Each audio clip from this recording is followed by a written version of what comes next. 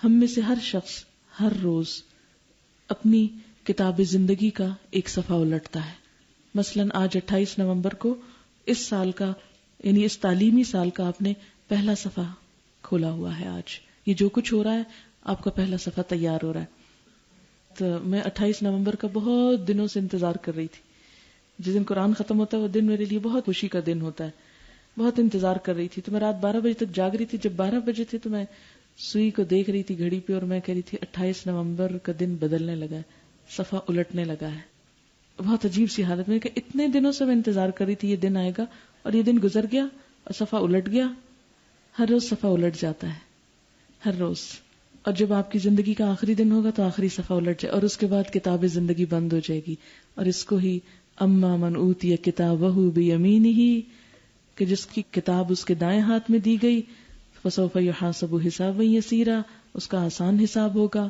واما من اوتی کتابہ بشمالہ سوف یدعو ثبورا ویصلی سعیرا, کہ جس کی بری کتاب ہوگی اس کو بائیں ہاتھ میں ملے گی اور وہ اپنی موت کو پکارے گا, موت آؤ میں مرنا چاہتا ہوں, لیکن مر نہیں سکے گا. ویصلی سعیرا, وہ جہنم میں جا گرے گا. تو یہ جو ہمارا روز کا ایک صفحہ الٹتا ہے نا, کتاب تیار ہو رہی ہے, اینڈ پہ جا کے بند ہو جائے گی. لیکن جو انسان علم حاصل کرتا ہے اور سیکھنے کے بعد دوسروں کو سکھاتا ہے تو وہ ایک چھوٹی سی اچھی کتاب پیچھے سے بھی لکھی جاتی ہے, وہ بعد میں بھی تیار ہوتی رہتی ہے. اور پھر کیا ہوگا, الٹیمیٹلی وہ کتاب آپ کی کتاب کے ساتھ ایک ضمیمہ ایڈیشن ہوگی. آتا نا نیو ایڈیشن, ہے نا, ایک کتاب اپنے ساتھ لے جائیں گے اور ایک آپ کے شاگرد آپ کے لیے پیچھے سے ایڈیشن تیار کریں گے. تو قیامت کے دن کون سا نامہ اعمال ملے گا؟ نیو ایڈیشن ملے گا. اور انسان کہے گا یہ کام یہ تو میں نے نہیں کیے تھے, یہ کس نے کیے؟ تو بتایا جائے گا یہ تیرے شاگردوں نے کیے, اور انہوں نے اتنا کچھ کیا کہ تیرے ساتھ ایڈ ہو گیا نیا نامہ اعمال. تو اس دن انسان پھر بہت خوش ہوگا, بہت خوش ہوگا. تو نبی صلی اللہ علیہ وسلم نے فرمایا جب آدمی مر جاتا ہے اس کا عمل ختم ہو جاتا ہے, 3 چیزیں نہیں ختم ہوتی. صدقہ جاریہ, اگر آپ اپنے پیسے کو اچھی چیز میں لگائیں, وہ علم جس سے لوگ فائدہ اٹھائیں, یعنی انسان کے شاگرد جو اچھا کام کریں فائدہ اٹھائیں, وہ بھی انسان کو فائدہ ہوگا. اور نیک اولاد جو ماں باپ کے لیے دعا کرے, اگر آپ اپنے بچوں کی اچھی تربیت کریں تو وہ بھی آپ کو فائدہ دیں گے. ایک اور حدیث میں ہے آپ صلی اللہ علیہ وسلم نے فرمایا الدنیا ملعونۃ ملعون ما فیہا الا ذکر اللہ وما والاہ وعالما او متعلما. دنیا ملعون ہے, دنیا کی ہر چیز یعنی گھٹیا ہے. دنیا ملعون ہے اور دنیا کی ہر چیز بھی ملعون ہے, گھٹیا ہے, چھوٹی چیزیں ہیں, سوائے 3 چیزوں کے. 3 چیزیں جو ہیں وہ نہیں ہیں اس میں ملعون. نمبر 1 اللہ کا ذکر, ٹھیک, اور اسی میں نماز قرآن سب چیزیں آ جاتی ہیں. اللہ کا ذکر جامع لفظ ہے ہر چیز کے لیے. دوسرے عالمن, عالم علم دینے والا, او متعلمن طالب علم سیکھنے والا. یہ 3 چیزیں جو ہیں یہ بہت اچھی چیزیں ہیں. اللہ کا ذکر, عالم اور متعلم, استاد اور شاگرد. ٹھیک, تو یا آپ استاد بن جائیں یا آپ شاگرد بنے رہیں, 2 کاموں میں سے ایک کام ضرور کریں. اور اگر یہ 2 ممکن نہ ہو اللہ کو یاد کرتے رہیں. ٹھیک, اور علم انسان کب تک سیکھتا ہے؟ مرتے دم تک. وہ ایک اور جگہ پر آتا نا کہ پنگھوڑے سے لے کر اس تک علم حاصل کرو. ٹھیک ہے, اچھا اب چند باتیں میں بتاؤں گی کہ نبی صلی اللہ علیہ وسلم کے ساتھیوں نے کیسے علم حاصل کیا نا. ہمارے زمانے میں تو اتنی اس دور میں بڑے سائنس کی ترقی کا دور اور علم کا دور ہے اور نالج, لیکن اس زمانے میں تو کچھ بھی نہیں تھا. آپ صلی اللہ علیہ وسلم نے آ کے سب سے پہلے یہ کام شروع کیا کہ علم کو عام کیا. جتنی دیر نبی صلی اللہ علیہ وسلم موجود رہے صحابہ کے درمیان, صحابہ ان سے سیکھتے رہے. آپ کے بعد کیا ہوا کہ صحابہ کرام کو فکر پڑ گئی, اب کیا کریں. اب ایک ایک چیز ڈھونڈ رہے تھے کہ آپ نے کیا فرمایا تھا, آپ نے کیا کیا تھا, کون سا کام کیسے ہوا تھا. اور وہ چین سے نہیں بیٹھے, اپنے گھروں میں نہیں بیٹھے, وہ نکل کھڑے ہوئے اور ایک ایک حدیث سننے کے لیے مہینے مہینے کا سفر بھی کیا. کیوں؟ کسی سے بھی پوچھ لیتے نہیں, وہ کہتے تھے ہم نے اس سے سننا ہے جس نے نبی صلی اللہ علیہ وسلم سے سنا ہے, اور نہیں کسی سے سننا. ہمیں یقین نہیں بتائے واقعی آپ نے فرمایا تھا. سچا علم لینا ہے.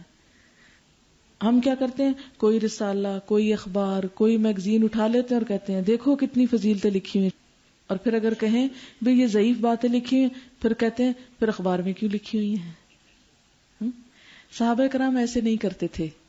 وہ کیا کرتے تھے, ایک بات سننے کے لیے اگرچہ وہ بات ان کے شہر میں بھی بتانے والے ہوتے تھے, ان سے نہیں سنتے تھے. وہ کہتے تھے ہم نے اس سے سننی ہے جس نے نبی صلی اللہ علیہ وسلم سے ڈائریکٹ سنا ہو, وہ ہمیں بتائے کہ ہاں واقعی آپ نے یہ بات فرمائی تھی, تب ہم یقین کریں گے. اور اس کے لیے ہم دیکھتے ہیں ایک شخص مدینہ سے چلتے ہیں, دمشق جاتے ہیں, سیریا, ابو الدرداء کے پاس حاضر ہوتے ہیں اور حدیث کیا سنتے ہیں, جو علم حاصل کرنے کے لیے کسی راستے پر چلا اللہ تعالیٰ اس کے لیے جنت کی راہ آسان کر دیں گے. فرشتے علم کے لیے نکلنے والے کی خاطر اپنے پر بچھاتے ہیں. ایک عالم کو عابد پہ اتنی فضیلت ہے جتنی 14ویں رات کے چاند کو باقی ستاروں پر. اور ایک حدیث سن کے واپس آ جاتے ہیں. بس اتنا سا علم لینے کے لیے اتنا لمبا سفر. جابر بن عبداللہ صحابی ہیں رضی اللہ تعالی عنہ, 1 مہینے کا سفر طے کر کے شام میں عبداللہ بن انیس سے حدیث حاصل کرتے ہیں. حضرت ابو ایوب انصاری, پتہ ہے ان کا کون ہے؟ صحابی تھے. کیا خاص بات ہے ان کی, اونٹنی ان کے گھر بیٹھی. اچھا دیکھیں نا ان کی کتنی بڑی قدر تھی, پتہ نہیں کیا نیکی ہوگی نا ان کی. اللہ نے ان کے گھر کو چن لیا اور اونٹنی وہیں جا کے بیٹھ گئی. پھر آپ نے مدینہ میں وہاں قیام کیا نا, پھر اس کے بعد مسجد نبی وغیرہ بن کے وہاں شفٹ ہوئے. تو یہ مدینہ کے رہنے والے تھے اور حضور صلی اللہ علیہ وسلم کے ہوسٹ تھے, مہمان نواز تھے. 1 مہینے کا سفر کر کے مصر جاتے ہیں اور صرف 1 حدیث سن کے واپس آ جاتے ہیں. ہے نا حیرت کی بات. ذرا تھوڑا امیجن کریں نا, ابھی پڑھنے میں تو سیدھی سی بات لگتی ہے, سیدھی بات نہیں ہے یہ. ذرا آپ سوچیں, 1 مہینہ کنٹینیوسلی ٹریول کر کے صرف 1 حدیث سن کے واپس گھر, 1 مہینہ واپس. اس طرح یہ علم چنا گیا ہے. ادھر سے جا کے کیوں سنی؟ اس لیے کہ ان صحابی نے نبی صلی اللہ علیہ وسلم سے سنی تھی اور وہ ان سے براہ راست علم الیقین لینا چاہتے تھے. صحابہ کرام کے باعمل ہونے کی وجہ یہ تھی کہ ان کے پاس علم الیقین تھا. ہمارے بے عمل ہونے کی وجہ یہ ہے کہ ہم ہر سیدھی الٹی بات کو دین بنا کے رکھ لیتے ہیں. خیر, فضالہ بن عبید کے پاس ایک شخص حاضر ہوتے ہیں اور حدیث سن کر اجازت لیتے ہیں اور کہتے ہیں میں صرف حدیث سننے آیا ہوں, تمہاری ملاقات کو نہیں آیا, اور سن کے چلے جاتے ہیں. سعید بن مسیب صرف 1 حدیث کی خاطر کئی دن اور رات سفر میں گزارتے ہیں. مکحول ایک فقیہ ہیں, صرف 1 مسئلے کی تحقیق کی اپنی رداد بتاتے ہیں کہ میں بنی حذیل میں ایک خاتون کا مصر میں غلام تھا, اس نے مجھے آزاد کیا. جو مصر میں علم میسر تھا وہ لیا, پھر حجاز, پھر عراق, پھر شام. یہ سب صرف نفل نماز کا طریقہ سیکھنے کے لیے سفر کیے, صرف نفل نماز کا طریقہ سیکھنے کے لیے اتنی جگہوں پہ گئے. ریسرچ. امام زہری 45 ایئرز علم حاصل کرنے میں سفر کرتے رہے. سفر ٹریولنگ, 1-2 دن نہیں, 45 ایئرز. ہم پہ تو 1 سال بھی بھاری ہے, کب ختم ہوگا, ابھی تو پہلا دن ہے. طاہر المقدسی وہ کہتے ہیں کہ میں نے اتنے سفر کیے اور مجھے کبھی سواری نہیں ملی, سواری کے پیسے ہی نہیں تھے, سواری تھی نہیں, پیدل. ابو حاتم الرازی 5000 فرسخ یعنی کلومیٹر پیدل سفر کیا, ایک سٹریچ میں نہیں, مختلف جگہوں پہ جاتے رہے تو اس کو کیلکولیٹ کیا. عبداللہ بن مبارک سے پوچھا گیا کہ کب تک علم حاصل کرنا چاہیے, فرمایا موت آ جانے تک. شاید کہ وہ لفظ جس سے استفادہ کیا جا سکتا ہو بعد میں نہ لکھ سکیں. اچھا, علم سیکھنے کے لیے پہلی بات تو تھی کہ نیت اچھی ہونی چاہیے, ٹھیک ہے نا. دوسری بات یہ ہے کہ استاد کا احترام کرنا چاہیے. احترام کے بغیر علم نہیں آتا. اسی لیے آپ دیکھیں کہ قرآن پاک میں صحابہ کرام کو نبی صلی اللہ علیہ وسلم کے احترام کے اوپر بہت تلقین کی گئی. تعزروہ وتوقروہ, ان کی مدد کرو, سپورٹ دو ان کو, اور اس کے ساتھ ان کا احترام کرو. ٹھیک. اور اس کے لیے کیا ہے, گفتگو میں عجز کے ساری. اگر کوئی اختلاف بھی ہو گیا تو شاؤٹ نہ کرے استاد کے سامنے, حضرت ابن عباس جو بہت جلیل المرتبت صحابی تھے، حضرت زید بن ثابت کے گھوڑے کی رکاب تھام لی تاکہ وہ گھوڑے پہ چڑھ سکیں. گھوڑا روک لیا نا، اور کہا کہ ہمیں علماء کے ساتھ اسی طرح کا عمل کرنے کا حکم دیا گیا. حالانکہ وہ خود بھی چڑھ سکتے تھے، لیکن کس لیے؟ کہ احترام کے طور پر. بعض اوقات یہ ہوتا ہے کہ جیسے پنسل چھوٹ کے گر گئی، استاد خود کو اس کے بازو ٹوٹے ہوئے نہیں اٹھا سکتا ہے، لیکن شاگرد کا کیا فرض بنتا ہے کہ وہ ادب اور احترام سے استاد سے پہلے اس کی چیز ہم عام لوگوں کے ساتھ بھی تو کرتے ہیں نا، یہ کسی کو چیز گر جائے تو ہم آگے بڑھ کے اٹھا کے دیتے ہیں، یعنی یہ احترام کی چھوٹی سی چیز ہے. امام احمد بن حنبل نے خلف الاحمر سے کہا، میں اس وقت تک ہرگز نہیں بیٹھوں گا جب تک تو یہ نہ جان لے کہ جن سے تو علم حاصل کرتا ہے ان کے ساتھ عاجزی کا سلوک کرے. یعنی میں اس وقت تک نہیں پڑھاؤں گا جب تک تمہیں یہ نہ پتا چل جائے کہ استاد کے ساتھ معاملہ کیسے کرتے ہیں. کیوں؟ اس لیے کہ اگر طالب علم استاد کو اذیت دیتا ہے کسی بھی چیز سے تو استاد وہ اپنی روح اور جان اور خون جلا ہی نہیں سکتا، دے ہی نہیں سکتا نا، وہ حق نہیں ادا کر سکتا. امام غزالی نے فرمایا، علم عاجزی اور انکساری اور مکمل فرما برداری کے بغیر حاصل نہیں ہوتا. حضرت شعبہ نے فرمایا، جب میں کسی شخص سے حدیث پاک سن لیتا ہوں تو تا حیات اس کا غلام بن جاتا ہوں. ابن عباس کہتے ہیں کہ تو نے مجھے طالب علم جان کر کمتر سمجھا، لیکن میں علم حاصل کر کے معزز بن گیا. تو اس سے کیا پتہ چلتا ہے کہ استاد کو بھی طالب علموں کی عزت کرنی چاہیے. طالب علم کو چاہیے کہ جب استاد کوئی ایسی بات بتائے جو پہلے سے پتا ہو تو اسے یہ نہیں کہنا چاہیے مجھے پہلے ہی پتا ہے. حدیثیں جو میں نے آج آپ کو سنائی ہیں، کیا آپ کو نہیں پتا تھی؟ پتا تھی، آپ کو سنی ہوئی تھی آپ نے، لیکن بات یہ ہے کہ علم وہی ہے اصل میں، مگر ماحول کے فرق سے اس کا ٹیسٹ بدل جاتا ہے، اس کی تاثیر بدل جاتی ہے. اب مثال کے طور پر آپ دیکھیں کہ ہر روز ہم اگر روٹی کھاتے ہیں تو گندم ہی کی روٹی ہے نا، روز کیوں کھاتے ہیں؟ آپ کبھی کوئی آپ کو روٹی پیش کر رکھا پھر میں نے پہلے ہی کھائی ہوئی ہے، یعنی مجھے پتا ہے یہ روٹی ہے. پتا ہوتا ہے بہت سی باتوں کا، لیکن پکانے کا انداز مختلف ہو سکتا ہے.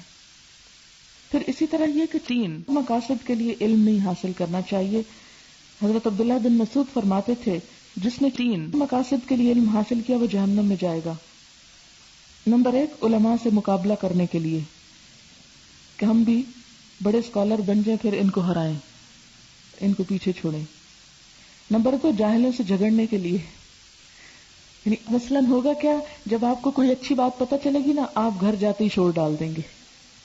عموماً ایکسائٹمنٹ میں کرتے ہیں ہم لوگ، فوراً جا کے نصیحتیں شروع کر دیں گے، یہ سب تم غلط کر رہے ہو اور میں صحیح سیکھ کر آئی ہوں، اب میرے مطابق ہو جاؤ. یہ نہیں کرنا. جن کو نہیں پتا ان سے جا کے جھگڑنا نہیں، اور بے صبری سے فوراً ساری تقریریں نہیں سنانی کہ آج ہم یہ باتیں سیکھ کر آئیں. ٹھیک ہے، پوچھیں گے، گھر والے پوچھتے ہیں عموماً. میں خود اب تک اپنے بچوں سے اسکول سے آنے کے بعد پوچھتی ہوں، اسپیشلی پوچھتے، اچھا آج تمہاری ٹیچر نے کیا کہا. پوچھنا چاہیے بچوں کو تاکہ پتہ چلتا رہے کہ بچے کیا سیکھ رہے ہیں، کیا چیز ان کو انفلوئنس کر رہی ہے. کوئی ایسا تو نہیں کہ کوئی غلط کانسیپٹس ان کے اندر آ رہے ہیں. تو اسی طرح آپ کے گھر والے بھی ہو سکتا ہے آپ کی کیئر کریں اور پوچھیں، اچھا کیا پڑھ کے آئے ہو بتاؤ ہمیں. اور جب وہ پوچھیں تو ساری تقریر ایک دن میں نہیں سنا دیں، بس 2-3 باتیں آپ ان کو شیئر کریں، ڈسکس کریں، اور انہیں بتائیں کہ مثلا نیت کے بارے میں بتائیں اور طریقے کے بارے میں بتائیں، علم کی فضیلت پہ کوئی بات بتا دیں، اور حسب ضرورت چھوٹی موٹی چیز جو آپ کے ذہن میں آئے آپ وہ بتا دیں. کیونکہ ہوتا یہ ہے کہ انسان جب جھگڑنے لگتا ہے دوسروں سے علم کی وجہ سے تو وہ علم کو نقصان دیتا ہے. ٹھیک ہے نا. اور تیسری چیز، علم اگر اس لیے حاصل کرے کہ مجھے لوگوں میں مقبولیت حاصل ہو جائے، میں پاپولر ہو جاؤں، تو یہ نیت بھی نہیں کرنی. ایک روایت میں آتا ہے کہ مخلوق میں بدترین مخلوق بد کردار علماء ہے. یعنی دنیا میں سب سے زیادہ بدترین مخلوق کون سی ہے؟ بد کردار علماء. اور مخلوق میں سب سے بہتر کردار کے علماء. کہ علم کے ساتھ ایٹیچیوڈ بدلنا چاہیے، اخلاق بدلنا چاہیے. اگر آپ روڈ ہیں تو چاہے آپ کتنے بھی بڑے علامہ ہوں، آپ کی کوئی ویلیو نہیں اللہ کے نزدیک. گھر والوں کو آپ اپنی تقریروں سے نہیں، اپنے رویوں سے سکھائیں گے. اگر آپ ان کی عزت نہیں کرتے عزت کریں گے، سیکریفائس نہیں کرتے سیکریفائس کریں. اچھی پر اخلاق. پھر اسی طرح علم کی باتیں ان کو نہیں بتانی جن کو سمجھ نہیں آتی. مثلا آپ اپنے سرونٹس کو جا کے ایسی ایسی حدیثیں سنائیں, فلسفے جھاڑیں کہ وہ پریشان ہو کے بیوی پتہ نہیں کہاں جانے لگ گئی ہے, تو ایسا کام نہ کریں, کیونکہ یہ علم کی ناقدری ہوتی ہے. ان کو سمپل چھوٹی چھوٹی باتیں, کیونکہ آپ کہیں جی آج ہم نے پڑھا ہے کہ جو سیکھو وہ آگے بھی بتانا ہے, تو آج ہی سے شروع کرتے ہیں اور سب تقریریں کریں, تو ایسا نہیں. حضرت حسان فرماتے ہیں جب کسی کے علم میں اضافہ ہو تو اللہ تعالیٰ کی رحمت سے اس کا قرب بڑھ جاتا ہے. جتنا علم بڑھے گا اتنا ہی آدمی کے اعتدال میں اضافہ ہوگا, بیلنسڈ پرسنالٹی ہوتا جائے گا. آدمی کو ملنے والی نعمتوں میں بڑی نعمت سکینت کی نعمت ہے, سکون, تسکین. عالم میں سکینت ہونی چاہیے, ٹھہراؤ ہونا چاہیے.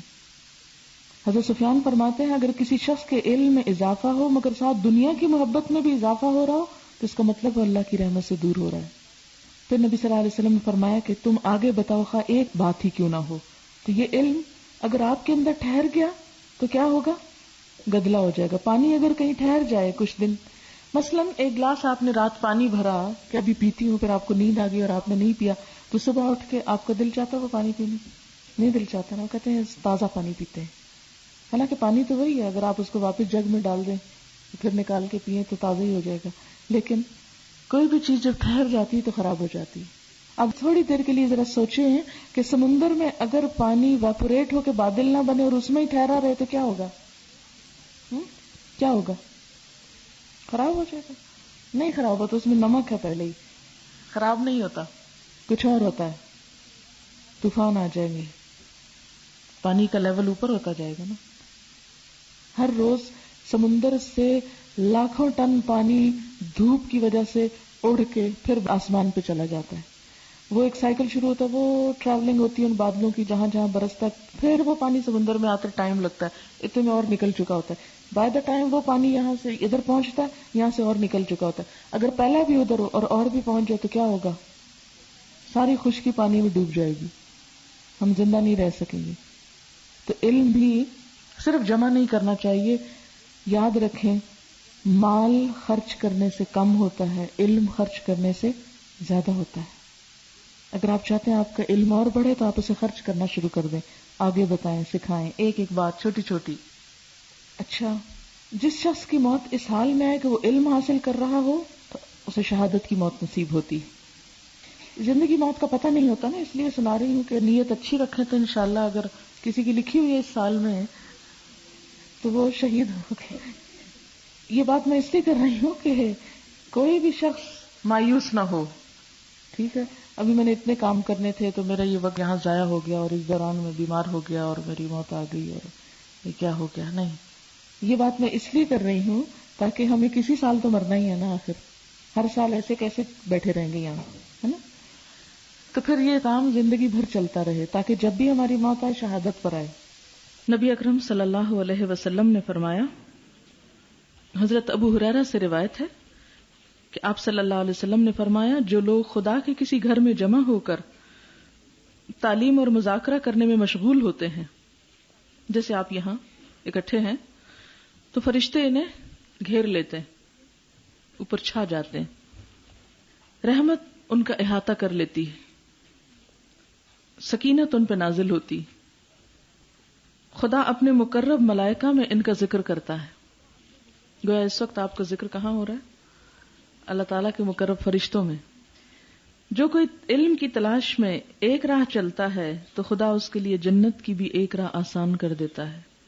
جس کو اس کے علم نے پیچھے کر دیا اس کا حسب نسب آگے نہیں کر سکتا. علم میں ہمارے اسلاف نے کیا کردار ادا کیا, ہمارے بڑوں نے کیسی کیسی کوششیں کی, وہ انشاءاللہ آپ کو کسی اور موقع پر سنوائی جائیں گی. آج کے دن کے لیے جو باتیں ہوئی ہیں اتنی ہی کافی ہیں. چند باتیں آپ کے یہ اس اسکیڈول کے بارے میں جو آپ کا اب 1 سال تک چلے گا, اور تھوڑی سی ادارے کی ہسٹری کے بارے میں. الہدا کا ادارہ 31 دسمبر 1993 کو اس کا افتتاح ہوا تھا. آپ یہ بھی پوچھ سکتے ہیں کہ 1 جنوری 94 کو کیوں نہیں ہوا, تو اس میں طاق عدد لینے کے لیے 93 یعنی پہلی کلاس اس کی 94 میں ہوئی نومبر میں, یعنی 6 نومبر 94 کو ہوئی. دوسری 11 نومبر 95 کو شروع ہوئی. تیسری 23 نومبر 96 کو شروع ہوئی، چوتھی 28 نومبر 97 کو شروع ہوئی، اور پانچویں 30 نومبر 99 کو، اور چھٹی 29 نومبر، ایک دن پہلے آ گئے آپ، 29 نومبر 99۔ ٹھیک، کلاس روم کے لیے 2 چیزوں کا خیال رکھیں، ایک تو صفائی کا اور دوسرے یونیفارم کا۔ یونیفارم جو ہے یہ دراصل صرف ایک سفید لباس نہیں یا کالا سکارف نہیں، بلکہ یہ پورے ایک احساس کا نام ہے۔ جب انسان یونیفارم پہنتا ہے، اور جو لوگ آج پہن کر آئے ہیں اور کئی سالوں کے بعد دوبارہ یونیفارم میں آئے ہیں، وہ محسوس کر سکتے ہیں کہ کیفیت بالکل اور ہے۔ اگر آپ اس وقت گھر کے کپڑوں میں بیٹھے ہوتے تو آپ کی سوچ اور آپ کا خیال اور آپ کی کیفیت مختلف ہوتی۔ اس میں پابندی جو ہے وہ ضروری ہے تاکہ کلاس میں ایک ڈسپلن نظر آئے۔ اگر رنگ برنگ کے اسکارف نظر آئیں تو اس وقت جیسے میں بیٹھی ہوں تو بیٹھ کر جب بولتا ہے انسان تو سامنے اگر طالب علم نظر آئے تو بولنے کا انداز اور ہو جاتا ہے، اور اگر عام پبلک نظر آئے رنگ برنگ کپڑوں والی تو انداز بالکل مختلف ہو جاتا ہے۔ تو ایک پورے ماحول کو کریٹ کرنا مقصود ہوتا ہے۔ ماحول کا اثر انسان پر بہت زیادہ ہوتا ہے، انسان مجبور ہے ماحول کے ہاتھوں، اور یہی چیز ہم دیکھتے ہیں کائنات کی دوسری چیزوں کے ساتھ بھی ہے۔ ایک اچھا بھلا پودا سرسبز اگر آپ کسی اندھیرے کمرے میں لا کے رکھ دیں تو کیا ہوگا؟ پانی بھی دیں روز، اس کو کھاد بھی ڈالیں، اس کی کٹائی بھی کریں، ٹرمنگ کریں، سب کچھ کریں، لیکن وہ بڑھے گا نہیں۔ اندھیرے کمرے میں وہ بڑا نہیں ہوگا، مرجھا جائے گا، سوکھ جائے گا، ختم ہو جائے گا، مر جائے گا۔ ایسا ہوتا ہے نا؟ سب کچھ دیں آپ پودے کو، صرف ماحول نہ دیں۔ تو بالکل اسی طرح آپ سب کچھ پڑھ رہے ہوں، بہت ساری انفارمیشن آپ کے پاس جمع ہو جائے، لیکن اگر ماحول نہیں تو آپ کی روح اس طرح سیراب نہیں ہو سکتی، آپ وہ کچھ ابزارب نہیں کر سکتے، گین نہیں کر سکتے، آپ کے اندر وہ زندگی نہیں ہو سکتی، اور وہ یقین نہیں آ سکتا جب تک کہ ایک پورا ماحول نہ ہو۔ تو اس لیے علم کے لیے 3 چیزیں بہت ضروری ہوتی ہیں: استاد، کتاب اور کلاس روم۔ کلاس روم سے مراد ہے ماحول۔ اس ماحول کو جو چیزیں بہتر بنانے میں مددگار ہوتی ہیں وہ توجہ سے سننا، وقت پر آنا، صفائی ستھرائی کا خیال رکھنا، دانتوں کو صاف رکھنا، اپنے جسم کو، لباس کو، تاکہ آپ سے کوئی ایسی گندی اسمیل دوسرے کو نہ آئے کہ دوسرے کا یہاں بیٹھنا محال ہو جائے، اپنے ناخنوں کی صفائی، اپنے جسمانی لباس اور حال حلیے، سر وغیرہ باقی چیزوں کی صفائی جو ہے اس کا آپ کو خاص خیال رکھنا ہوگا تاکہ ایک پورا ایٹماسفیئر جو ہے اس کے اندر ایک فریشنس ہو۔ اگر آپ استری نہیں کر سکتے تو ہم آپ کو مجبور نہیں کریں گے کہ اپنا یونیفارم استری کر کے پہنے، لیکن اگر آپ پسینے والے کپڑے اور میلے کپڑے پہن کے آئیں گے تو وہ ہم آپ سے تقاضا کریں گے کہ آپ اس کو دھو کر آئیں۔ اور اس دھونے میں اگر کسی کے پاس صابن نہیں ہے، اگر کسی کے پاس وقت نہیں ہے تو اس پر ہم مدد بھی دے سکتے ہیں، مشورہ بھی دے سکتے ہیں۔ کوئی بدگمانی نہیں کہ ایسا ہوگا، لیکن چونکہ بہت سارے اجتماعی ماحول میں لوگ بیٹھتے ہیں تو ان چیزوں کا خیال رکھنا زیادہ ضروری ہوتا ہے۔ مسلمان ہوتا ہی وہ ہے جس کے ہاتھ اور زبان سے دوسرے لوگ محفوظ رہیں۔ ٹھیک، پھر اسی طرح یہ ہے کہ کوئی چیز آپ کو سمجھ میں نہ آئے، کوئی چیز آپ کو تکلیف دے تو آپ سوچتے رہیں گے کہ کس کو بتائیں، کہاں جائیں، کیسے کریں۔ باہر ایک سجیشن باکس رکھا ہوگا، کچھ بھی ہو لکھیں اور اس میں آپ ڈال دیں، کلاس کے متعلق، ٹیچر کے متعلق، ٹائم ٹیبل کے متعلق، کسی بھی چیز کے متعلق سجیشن باکس کو یوز کریں۔ عموماً کیا ہوتا ہے کہ ہم ایک بات کہنا چاہتے ہیں، ہم انتظار میں کھڑے رہتے ہیں، اچھا وہ ٹیچر فارغ ہوں گی تو پھر ان سے بات کریں گے، اتنے میں اگلی کلاس شروع ہو جاتی، نہ ٹیچر فارغ اور ہماری بھی دل کی دل میں رہ گئی اور وہ خرابی پورا سال چلتی رہی۔ اس کو ڈیلے نہ کریں، اس کو آپ لکھیں، فوراً ڈال دیں تاکہ ساتھ ساتھ چیزوں کی اصلاح ہوتی چلی جائے۔ آپ کو پتہ ہے کہ اس علم کے لیے، سیکھنے کے لیے جان چاہیے، اور اگر آپ کی صحت اچھی ہوگی تو ہی آپ زیادہ اچھا محنت کر سکیں گے، اور اگر آپ ایسی فوڈ کھائیں گے کہ جس کی وجہ سے آپ کی صحت ڈاؤن ہو تو اس کا اثر آپ کی تعلیمی کارکردگی پر بھی ہوگا۔ ٹھیک، اسی طرح یہ ہے کہ اپنی باقی فوڈ اور ڈائٹ جو ہے وہ بھی سمپل رکھنے کی کوشش کریں تاکہ آپ کلاس میں سوئیں نہ، پراٹھے وغیرہ کم کھائیں تاکہ نیند نہ آئے۔ اسی طرح کوئی بھی اور ایسی چیز، یہ چند باتیں میں اس لیے کر رہی ہوں کہ عموماً ان چیزوں کا خیال نہیں رکھا جاتا، جس کی وجہ سے پھر انسان سست اور کوئی کام کرنے کے قابل نہیں ہوتا۔ تو یہ چند باتیں شروع میں ہی اس لیے تھوڑی دہرا رہی ہوں۔ پھر اسی طرح یہ ہے کہ جب آپ آئیں تو جوتے اپنے ترتیب سے رکھیں. آج ترتیب بہت بدلی ہوئی ہے. عموماً کوئی جوتا ایسا ہمارا یہاں نظر نہیں آتا. لائن میں رکھیں اور جہاں رکھیں جگہ یاد کریں, اور جب آپ یہاں سے نکلیں تو جوتا اٹھا کے آگے نکل جائیں اور وہاں جا کے پہنیں, کیونکہ جب ہم وہیں بوٹ کے تسمے کھول کے اور کھڑے ہو کے راستہ روک کے بوٹ پہن کے جانے لگتے ہیں تو اس میں مشکل ہوتی ہے. اسی طرح یہ ہے کہ کوئی بھی بات کرتے ہوئے, بتاتے ہوئے, کوئی ضرورت کا اظہار کرتے ہوئے جھجکیں اور شرمائیں نہیں. اور کوئی بھی اگر مشکل پیش آ رہی ہے تو اس کا حل مانگنے میں اپنے جو گروپ انچارجز ہیں آپ کے, ان سے آپ یہ سب چیزیں لے سکتے ہیں. پھر اس کے بعد یہ ہے کہ آپ اپنی کتابوں کی لسٹ لے لیں. یہاں سے لینا چاہیں تو اویلیبل ہیں, اگر کہیں اور سے ملتی ہیں تو وہاں سے بھی لے سکتے ہیں. یہاں پر جو ضرورت کی چیزیں ہیں وہ موجود ہیں. اسی طرح آپ کے اسکارفس وغیرہ جو ہیں اور چیزیں وہ بھی انشاءاللہ اویلیبل ہوں گی. پھر اسی طرح یہ ہے کہ کلاس روم کے اندر کوئی بھی سموسے یا اس طرح کی چیزیں کھانا منع ہے کہ جو نیچے گر جائیں اور نیچے گرنے کے بعد چیونٹیاں اس پہ آئیں اور وہ جب آپ بیٹھے ہو تو چیونٹیاں آپ کو کاٹیں اور پھر آپ کچھ نہ پڑھ سکیں. اسی طرح پلیز ٹیشو وغیرہ یوز کر کے یا پینسل تراش کے وہ نیچے مت پھینکیں, کیونکہ صفائی اور طہارت جو ہے یہ سب سے پہلا سبق ہے. اور ان اللہ یحب المطہرین, اللہ تعالیٰ صاف رہنے والوں کو پسند کرتے ہیں.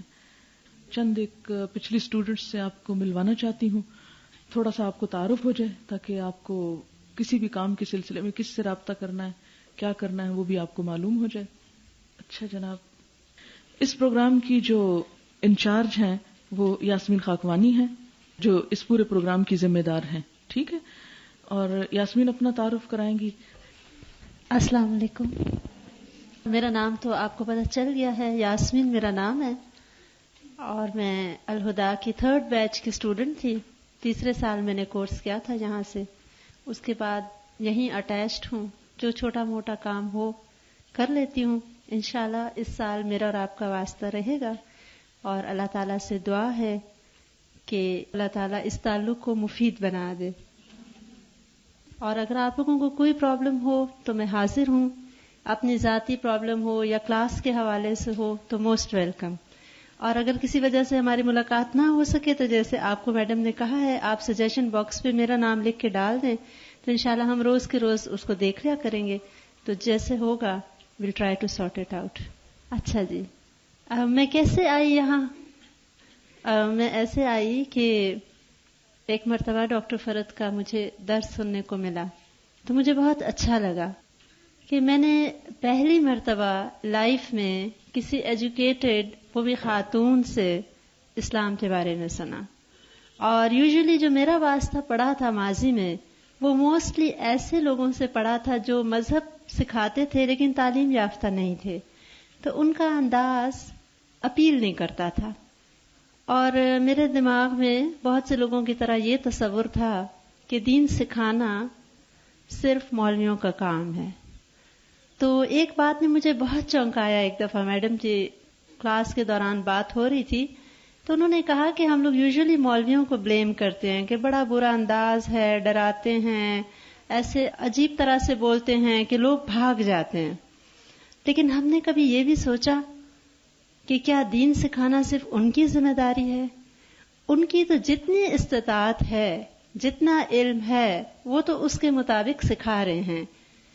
کیا ہم جو تعلیم یافتہ لوگ ہیں ہمارا کوئی فرض نہیں؟ کیا دین صرف انہی کے لیے ہے؟ اس کو پھیلانا ہمارا ذمہ نہیں؟ جب ہم نے اس ذمہ داری سے اپنے آپ کو مبرہ کر دیا تو ہم ان کو کیوں بلیم کر رہے ہیں؟ ان سے تو اللہ تعالیٰ اتنا ہی پوچھے گا جتنی ان کی توفیق تھی اور استطاعت تھی.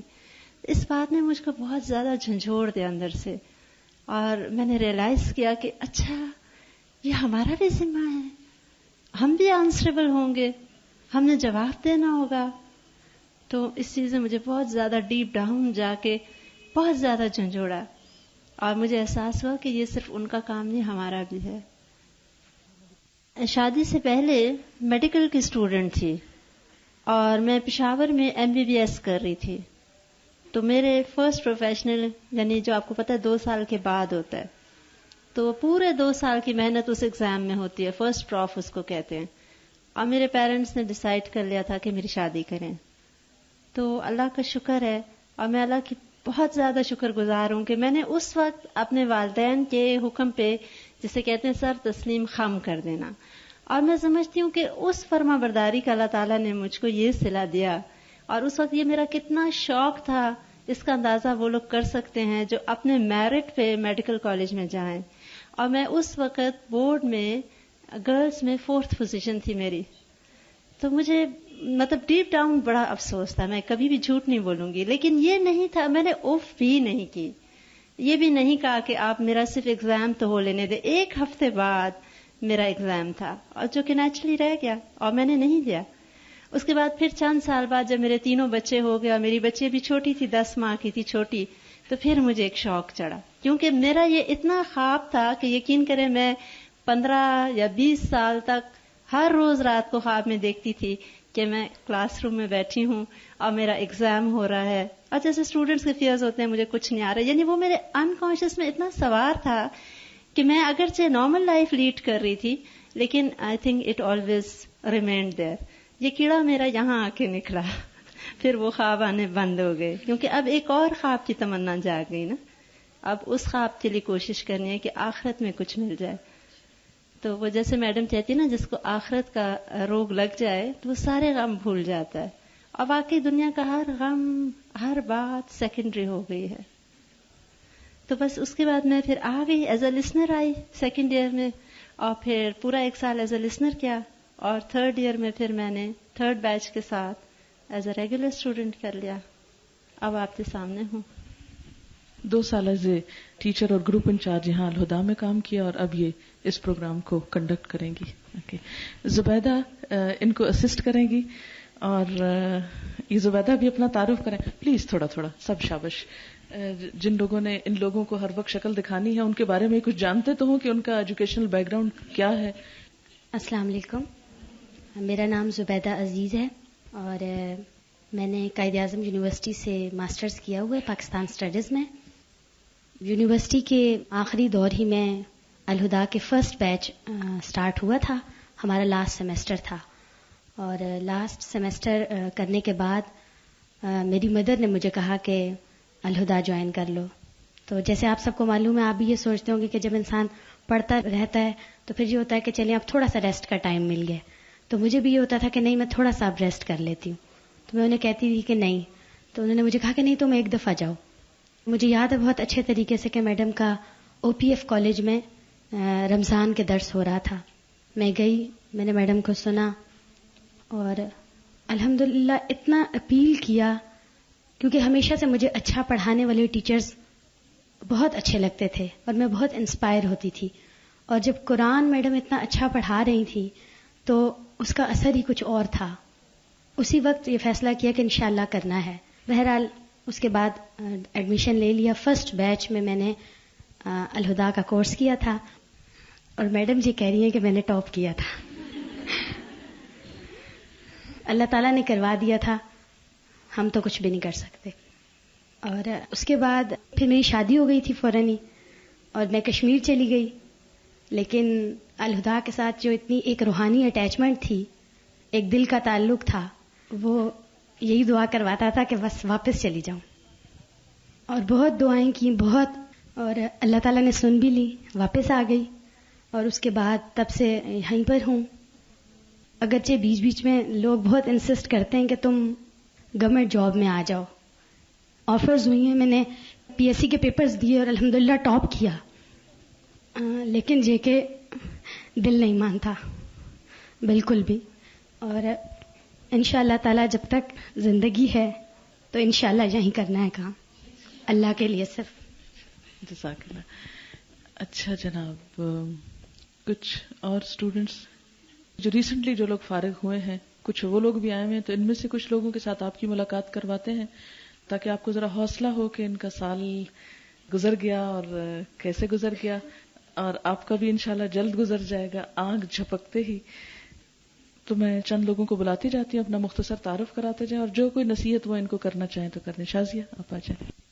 السلام علیکم، میرا نام شازیہ نواز ہے، اور یہ تھا کہ یہاں پہ آنے سے پہلے مجھے بہت شوق ہے پڑھنے کا. تو میں نے جب BA کیا تو میں نے کہا نہیں کچھ اور بھی کر لینا چاہیے. پھر میں نے B.Ed کیا، پھر میں نے کہا نہیں ابھی بھی کچھ کمی ہے, کچھ اور کرنا چاہیے. میں نے بے شمار شارٹ کورسز کیے, بہت زیادہ, بہت ٹائم ضائع کیا. خیر اس کے بعد میں نے کہا نہیں ابھی بھی کچھ کمی ہے. پھر میں نے ایم اے کر لیا. ایم اے کے بعد میں نے کہا نہیں ابھی بھی کچھ ہے, ابھی کچھ اور بھی کرنا ہے. پھر میرے بھائی نے کہا کہ ایسے کرو, انگلینڈ میں ہے وہ, کہتے ہیں مجھے پی ایچ ڈی تم کر لو, میں کروا دوں گا تمہیں. تو میں نے کہا ہاں پی ایچ ڈی کر لوں گی نا, پھر صحیح کمی پوری ہو جائے گی.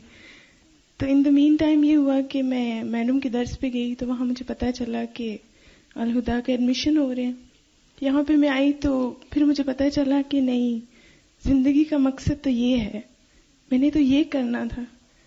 خیر جب میں آئی تو بہت پرابلمز مجھے ہوئی, بہت زیادہ. مطلب میرے گھر والے بالکل میرے ساتھ نہیں تھے. میرے پیرنٹس نے بہت فورس کیا کہ تم جاب کرو. میں نے کہا نہیں میں نے یہی جانا ہے. خیر یہ ہوا کہ کوئی مجھے فائنینشیل سپورٹ نہیں تھی. الحمدللہ ویسے ہم لوگ بہت ویل آف ہیں, لیکن میرے پیرنٹس نے کہا کہ اس طرح اس کو پریشرائز کریں تاکہ یہ چھوڑ دے, ہٹ جائے پیچھے. تو میں نے کہا نہیں میں جاؤں گی. پہلے دن جب میں آئی نا تو میرا واپسی کا بھی ارینجمنٹ نہیں تھا کہ میں نے واپس کیسے جانا ہے. صرف اللہ پہ بھروسہ کر کے نا میں یہاں آ گئی, اور الحمدللہ خود بخود ہی سب چیزیں سیدھی ہو گئی. چاہے وہ کتابوں کے پیسے ہوتے تھے, چاہے وہ فیس ہوتی تھی, چاہے وہ وین کا کرایہ ہوتا تھا, مجھے نہیں پتا میرے اللہ نے کیسے میری مدد کی. صرف میں نے اللہ پہ بھروسہ کیا اور میں نے توکل کیا, اور میں نے کچھ بھی نہیں کیا. کیونکہ ہم بندے جو ہیں نا ہم بڑے کمزور ہیں, ہم کچھ بھی نہیں کر سکتے. اللہ تعالیٰ کی ذات سب کچھ کر سکتی ہے. اس لیے نا جس کو بھی جو بھی پرابلم ہو نا, کبھی لوگوں کی وجہ سے پیچھے نہ ہٹیں. اچھا اس کے بعد یہ ہوا کہ بعض دفعہ بہت میں پریشان ہوتی تھی, تو یہ ہوتا تھا کہ جب بھی زیادہ پریشانی ہوتی تھی تو یہاں آ کے صبر والی آیات آ جاتی تھی. پھر میں کہتی تھی نہیں میں نے صبر کرنا ہے. جب یہ سب تانے دیتے تھے نا مجھے, ایسے ٹیز کرتے تھے, تو میں آتی تھی تو یہاں پہ اعراض برتنے والی آیات آ جاتی تھی کہ ان کو اگنور کر دو. پھر کبھی کبھار یہ ہوتا تھا کہ بہت اچھی کسی جاب کی آفر آ گئی تو قدم ذرا ڈگمگانے لگتے تھے, تو کیا ہوتا تھا قربانی والی آیات آ جاتی تھی کہ نہیں یہاں تو قربانی کرنی ہے. بہرحال یہ تھا کہ ایک اور چیز جو میں آپ کو نصیحت کرنا چاہتی ہوں وہ یہ ہے کہ گھر والوں کو آپ لوگوں نے جا کے پش نہیں کرنا فوراً. جیسے ہم لوگوں کو اچھی بات پتہ لگتی ہے تو ہم لوگ کیا کرتے ہیں کہ بس اب مجھے آ گیا نا تو سب کو بھی آ جائے, اور آپ 2-3 مہینے بعد آپ میں ایسی فیلنگ آئے گی کہ آپ لوگ کہیں گے کہ مجھے تو بہت آتا ہے, میں بڑی نیک ہوں, مجھے اتنا قرآن آ گیا, تو اب یہ دیکھو ذرا اس لڑکی کو دیکھو, اس کو دیکھو, اس کو دیکھو. میں بھی ایسے کرتی تھی نا, لیکن قرآن پڑھ کے بتائیں کیا ہوتا ہے کہ کچھ عرصے کے بعد نا آپ کو افسوس ہوتا ہے. اب میری یہ حالت ہے کہ میں کسی کو دیکھتی ہوں نا تو میں کہتی ہوں یا اللہ ان کو نہیں پتا, یا اللہ ان کو بھی اس طرف لیا, یا اللہ ان کو بھی ہدایت. اور یہ کہ گھر والوں کے ساتھ نا آپ لوگ اپنا اخلاق بہت اچھا رکھیں, بہت اچھا. کیونکہ میری عادت تھی پہلے قرآن پڑھنے سے پہلے مجھے کوئی کچھ کہتا تھا نا تو دروازے پٹخنے شروع کر دینے, اونچا بولنا شروع کر دیتی تھی میں, عادت تھی میری یہ. لیکن قرآن پڑھ کے میں نے کیا کیا کہ جب بھی میرے ابو مجھے ڈانٹتے تھے نا کہ تم چھوڑ دو, تم نے الہدا نہیں جانا, میں تمہیں کہہ رہا ہوں, میں تمہیں گھر سے نکال دوں گا, میں یہ کر دوں گا, وہ کر دوں گا, میں چپ کر کے سنتی رہتی تھی. اور وہ کچھ عرصے کے بعد کیا ہوا کہ وہ خود بخود ہی بدل گئے نا, ان کو تھا کہ یہ ڈھیٹ ہے, اس سے سیدھے نہیں ہونا. اس لیے نا بس اپنا اخلاق بہت اچھا رکھیں, اپنے پیرنٹس کی بہت خدمت کریں. اور ایک اور چیز کہ ٹائم ٹیبل بنائیں ضرور اپنا. اچھا بہت زیادہ سوئیں نا آپ لوگ, صرف 1 گھنٹہ ریسٹ بہت ہے آپ کے لیے. اس کے بعد آپ, اچھا میرا یہ ہوتا تھا کہ دن کو میں 1 گھنٹہ سوتی تھی, اس کے بعد شام کو 5 سے 9 بجے کا ٹائم نا میرے گھر والوں کے لیے ہے, کیونکہ میں اپنے گھر میں ڈرائیو کرتی ہوں تو میں ان سارے کام میں اپنی امی کے کرتی تھی, سبزی لانی, دھوبی کا جو بھی کام ہے, کھانا بھی بنانا, سارا کچھ. لیکن 9 سے 11 کا ٹائم نا میری پڑھائی کا ٹائم ہے. اور جب میں نے اس طرح ٹائم ٹیبل بنا لیا نا اپنا, تو پھر پورا سال مجھے کسی نے ڈسٹرب نہیں کیا. ان کو پتا ہے کہ 9 سے 11 اس نے پڑھنا ہے تو اب اس کو کوئی کام نہیں کہنا, اور ان کو پتا ہے 5 سے 9 ہمارا ٹائم ہے تو چلو اب سارے کام اس سے کروا لو اس ٹائم میں. اب جیسے ہم لوگ کیا کرتے ہیں شروع میں, ہائے اتنا زیادہ سبق یاد کرنا ہے, 10 دفعہ یاد کرنا ہے, میں کیا کروں یہ وہ, تو وہ گھر والے نا اریٹیٹ ہونا شروع کر دیتے ہیں. تو ہم نے نا لوگوں کو دین سے اریٹیٹ نہیں کرنا, ہم نے ان کو اس طرف لانا ہے. اس لیے ٹائم ٹیبل ضرور بنائیں اپنا. جزاک اللہ. ختم قرآن ہوا تو ایک لڑکی میرے گلے لگ لگ کے رو رہی تھی.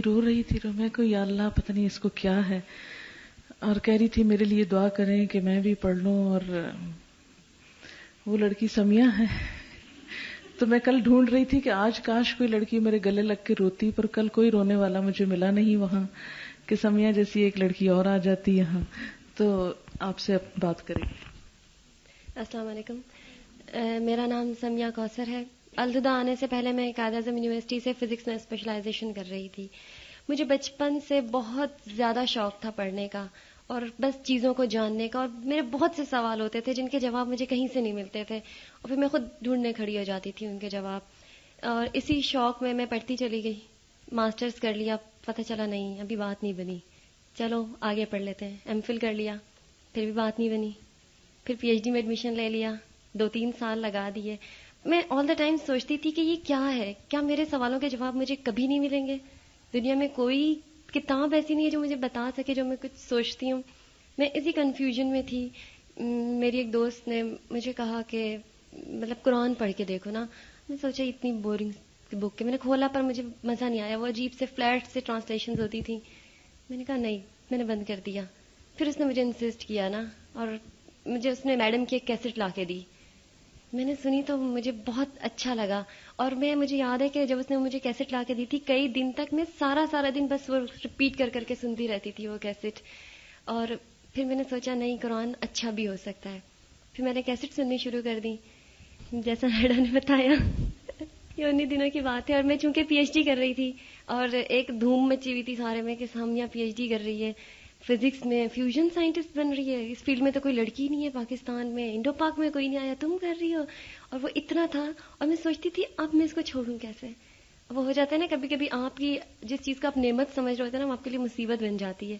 اور میں ایسی جگہ پھنس گئی تھی کہ میں سوچتی تھی کہ میں اس کو چھوڑوں کیسے، اور مجھے لگ رہا تھا کہ یہ سب لوگ جنت میں پہنچ جائیں گے اور میں یہیں رہ جاؤں گی. میں نے بہت دعا کی، اور بس ایک دن اچانک میں نے ڈیسائیڈ کر لیا کہ نہیں، میں نے قرآن پڑھنا ہے. پھر گھر میں کسی کو بھی نہیں پتا تھا، بس میں خود ہی آ گئی. اور بس میں نے انہیں جا کے بتایا کہ کل سے میں صبح 7 بجے جایا کروں گی، میری پہلی کلاس مس ہو جاتی ہے. تو سب نے مجھے دیکھا، کیا تم نے داخلہ لے لیا ہے؟ میں نے کہا ہاں. ابھی میں نے میڈم سے بھی بات نہیں کی تھی کیونکہ میں کافی لیٹ تھی نا، پر خیر داخلہ لے لیا. اور جب میں نے قرآن پڑھنا شروع کیا تو مجھے زندگی میں پہلی دفعہ احساس ہوا کہ میرے جو سوال تھے نا ان کے جواب کہیں ہیں، کہیں دنیا میں کوئی ایک کتاب ایسی ہے. اور جو چیز بھی میں سوچ رہی ہوتی تھی کسی آیت کو پڑھ کے میرے ذہن میں، اور اگلی کوئی آیت اس کا جواب دے دیتی تھی. اور پورا ٹائم مجھے بس یہ فیل ہوتا رہا کہ یہ قرآن پہلی دفعہ میرے دل پہ اتر رہا ہے. پہلے کبھی یہ نازل ہی نہیں ہوئی، یہ کتاب اب نازل ہو رہی ہے اور یہ میرے دل پہ نازل ہو رہی ہے. اور ساری کیفیت جو تھی وہ وہی ہوتی تھی. اور اتنا میں کبھی کبھی لٹرلی میں اپنے اوپر اتنا پریشر فیل کرتی تھی. کبھی کبھی میں فیل کرتی تھی کہ ہاں یہ دیکھو یہ میں نے پا لی، یہ آیت پا لیا یہ میں نے نا. لیکن ایک بات ہے، جیسے آپ نے سب نے سنا ابھی بار بار کہ اس سارے عرصے میں آپ کو بہت پرابلمس ملیں گی. اور چونکہ ہمارا ویژن بہت تھوڑا ہوتا ہے تو ہم یہ سمجھ رہے ہوتے ہیں کہ شاید یہ صرف ہمارے ساتھ ایسا ہو رہا ہے. ہر شخص اپنی جگہ پر اپنے سرکمسٹانسز میں آزمایا جا رہا ہوتا ہے، کیونکہ اللہ تعالیٰ نے کہا ہے، جیسے وہ سورہ عنکبوت میں نا اللہ تعالیٰ فرماتے ہیں احسب الناس ان یترکوا، کیا سمجھ لیا لوگوں نے کہ وہ چھوڑ دیے جائیں گے، ان یقولوا آمنا، کہ انہوں نے کہہ دیا کہ ہم ایمان لے آئے، وہم لا یفتنون، اور ابھی تو وہ آزمائے ہی نہیں گئے. وَلَقَدْ فَتَنَّا الَّذِينَ مِن قَبْلِهِمْ، اور ہم نے ان سارے لوگوں کو تحقیق آزمایا جو ان سے پہلے تھے. فَلَا يَعْلَمَنَّ اللَّهُ الَّذِينَ صَدَقُوا وَلَا يَعْلَمَنَّ الْكَاذِبِينَ، تاکہ اللہ جان لے کہ کس نے سچ کہا ہے اور کون جھوٹا ہے. ابھی ہم نے کہا ہے نا کہ ہم آ گئے قرآن کی طرف، ہمارے اندر بہت جذبہ ہے، اس جذبے کو استقامت کی ضرورت ہے، کیونکہ اللہ تعالیٰ نے ہمارے قول کی سچائی کو جانچنا ہے. ہم ایک چیز لینے جاتے ہیں نا بازار میں تو ہم اس کو خوب ٹھوک بجا کر دیکھتے ہیں کہ ہم ٹھیک چیز لے کر آ رہے ہیں. تو جب اللہ ہمیں لے رہا ہے تو کیا وہ ہمیں ٹھوک بجا کے نہیں دیکھے گا کہ ہم کیسے ہیں؟ لیکن ہم میں سے جو ان آزمائشوں سے گزر گئے اور ان پر پورے اتر گئے اور اپنے قدم جما کر کھڑے رہے تو ان کے لیے اللہ تعالیٰ نے بڑی خوشخبری بھی دی ہے. یہ سورہ حامیم سجدہ، ان الذین قالوا ربنا اللہ، بے شک وہ لوگ جنہوں نے کہا کہ اللہ ہمارا رب ہے، ثم استقاموا، پھر وہ اس پر جم گئے. تتنزل علیہم الملائکہ، ان پر فرشتے اترتے ہیں. اللہ تخافوا ولا تحزنوا، کہ نہ تم خوف کرو اور نہ تم غم کرو. وابشروا بالجنۃ التی کنتم توعدون، اور خوشخبری لو اس جنت کی جس کا تم وعدہ کیے جاتے تھے. اچھا جناب، فرحانہ آئی. السلام علیکم، میرا نام فرحانہ ہے اور الہدا میں آنے کا یہ اتفاق ہوا کہ اللہ کا شکر ہے قرآن تو میں پہلے بھی پڑھتی تھی اور ترجمے سے پڑھتی تھی، مگر میرے ساتھ ایک دفعہ ایسا ہوا کہ میں عمرہ کرنے گئی ہوں تو وہاں پر آیات آئیں سجدے کی.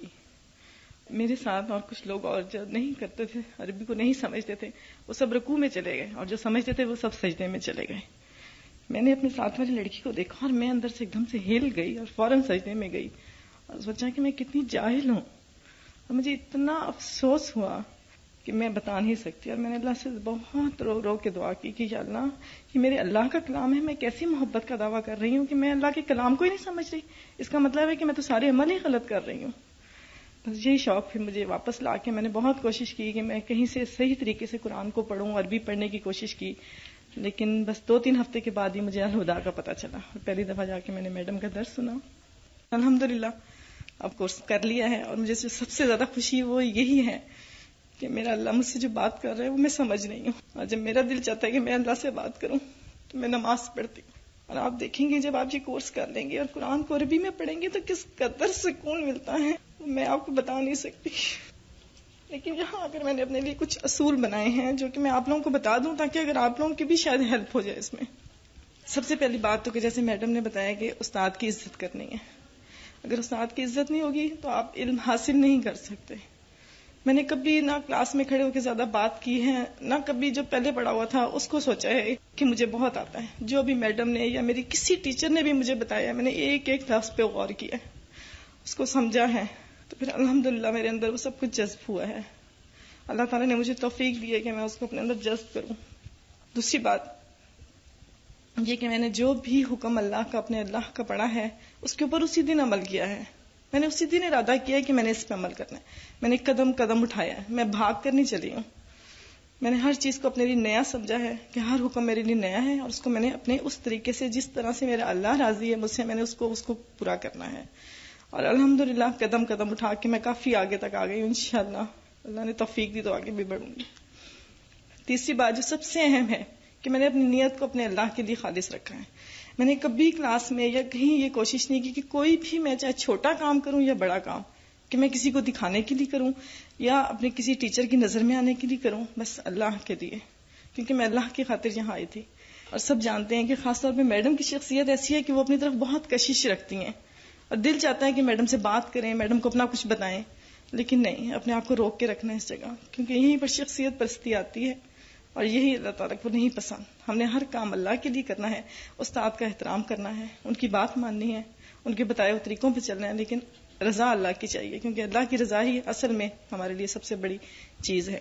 تو بس یہی میں بتانا چاہتی ہوں، اور جو مجھے یہاں ملا ہے وہ تو میں بتا ہی نہیں سکتی. اور جب ہمارا پہلا لیکچر ہوا تھا، اور ایک اور اہم بات جو میں نے اصول بنایا تھا تو میڈم نے بتائی تھی، اس کو بھی میں نے اپنے لیے اصول بنا لیا. وہ یہ کہ اللہ تعالیٰ نے ایک کلام پاک دیا ہے، اللہ تعالیٰ کی ذات پاک ہے، جو اس کو لے کر آئے حضرت جبرائیل علیہ السلام وہ پاک ہیں، رسول اکرم صلی اللہ علیہ وسلم ان کے پاک دل پہ یہ نازل ہوا. تو اس لیے آپ لوگ بھی سب اپنے دل کو ہر بغض سے، حسد، اناد، دوسروں کی باتیں اور جو ریاکاری ہر چیز سے پاک کریں گے تو پھر آپ دیکھیں کہ اس کلام کا ایک ایک لفظ آپ کے اوپر اثر کرے گا. اور میں نے اپنے دل کو پھر اس دن جس دن میڈم کا لیکچر سن کے گئی تو پھر میں نے سوچا کہ واقعی اب تک مجھ پہ وہ اثر کیوں نہیں ہوا تھا. پھر میں نے اپنے دل کو دھونا شروع کیا اور شکر ہے اللہ کا کہ اللہ تعالیٰ نے مجھے توفیق دی کہ میں اس کو سمجھوں. اور میں آپ سب لوگوں کے لیے بھی دعا کرتی ہوں اور مبارک دیتی ہوں کہ اس رستے پہ آئے، اللہ میں سب کو بعمل کرے. اور عمل کے بغیر ہمارا کوئی کام اللہ کو قبول نہیں ہے، صرف باتیں نہیں. اور یہ ہمیں تب پتہ چلتا ہے جب وقت آتا ہے. ہم دعوے کر لیتے ہیں کہ ہم نے یہ کرنا ہے، صبر بھی کرنا ہے، دوسروں کی قربانی دینی ہے، لیکن جب کوئی وقت آتا ہے، جیسے چھوٹی سی بات ہوتی ہے کسی کو جگہ دینی ہے یا کسی لیے کچھ کرنا ہے، تو اس وقت ہم اپنے اندر وہ فیل کرتے ہیں. اس وقت اپنے آپ کو چیک کیا کریں کہ ہم نے عمل شروع کیا کہ نہیں. اللہ تعالیٰ آپ سب کو کامیاب کرے. عائشہ حسین. بسم اللہ الرحمن الرحیم. السلام علیکم. My name is Aisha Hussain and I'm from London. I'm 18 years old. Before coming here, I had just finished my GCSEs and I was working as a dental nurse. I was just like a teenage girl, just like any teenage girl in a Western country, very modernized. I wasn't into Islam at all and I didn't want to be either. It was my mum who really wanted me to understand who I am. It was very difficult for me to understand my mom at times, that why does she want to know who I am and why do I have to wear a hijab. I mean, because she knew, but it was very hard to understand that. We came to Pakistan and somebody in Karachi, she told us about Al-Huda. When I came here, my intention was totally to neglect it. First thing, I just came here to see it so I can make my mom please. Okay, I've seen it and that's it. I don't want to do the course or anything. And the excuse I came out with was that it's in Urdu. I can't do it. It's impossible. Forget it, please, Mom. I don't want to do it. And you don't know how the shaitan, he tackled me. Oh, you can't do it. You're too young. Go back to your college. Go to university. You're still too young. You know? And all these people. And Urdu, you don't understand Urdu. Even though I did. So, anyway, it was Allah's will. I came here. Alhamdulillah.